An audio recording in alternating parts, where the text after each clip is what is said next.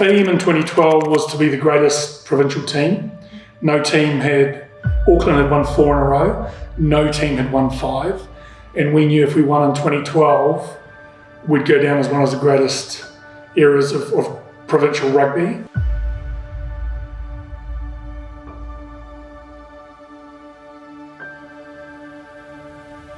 People ask me why Canterbury's so successful, and I think because the rugby team epitomises what Canterburyans value, like pretty laid-back people, hard-working, pretty resilient.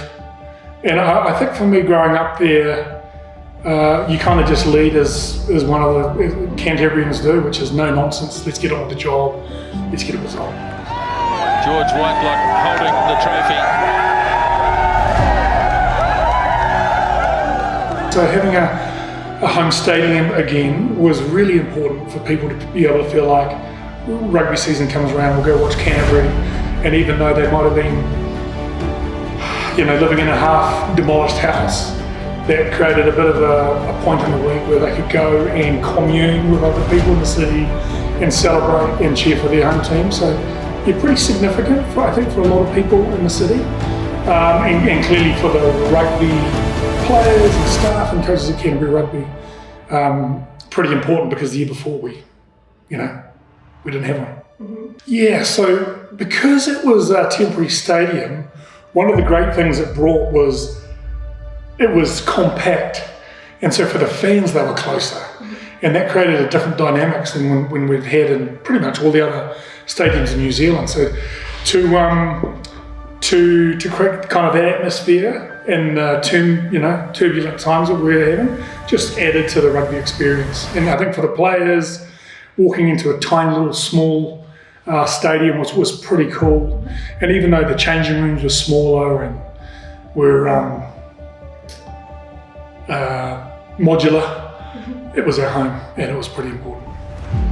I think sport, and clearly I'm a coach and I've played sport all my life, so I look at it from a really positive lens, but I think everywhere I've seen sport, I see people connected, and often on the back of that connection they get a sense of belonging, whether that be for you as a coach or as a masseuse or as a player or as a fan or as someone in the marketing, commercial department.